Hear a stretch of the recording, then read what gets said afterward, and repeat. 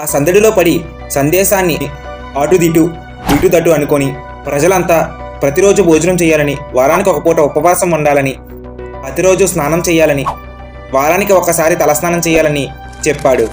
ఇది విని ప్రజలంతా ఆనందభరితులయ్యారు. ఇక నంది కైలాసానికి వెళ్ళాడు.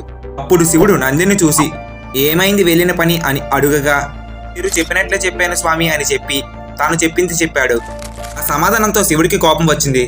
ప్రతిరోజు తినాలంటే ఎంత ఆహారం కావాలి, దానికోసం ఎంత కష్టపడాలి అని శివుడు ప్రశ్నలు అడిగాడు. అప్పుడు నంది మౌనంగా ఉండిపోయాడు. దాంతో శివుడు నువ్వు చేసిన తప్పుకి నువ్వే శిక్ష అనుభవించాలని, ఆహారం కోసం నువ్వే కష్టపడాలని చెప్తూ ఆజ్ఞాపించాడు. అప్పటి నుంచి నంది ఎద్దులా మారి మన ఆహారం కోసం కష్టపడుతుంది. మనం నంది చెప్పిన సందేశాన్ని ఇప్పటికీ పాటిస్తున్నాం. మీరు నందిని చూసుంటే లైక్ చేయండి, ఇప్పుడంటే ఇష్టం ఉంటే సబ్స్క్రైబ్ చేయండి.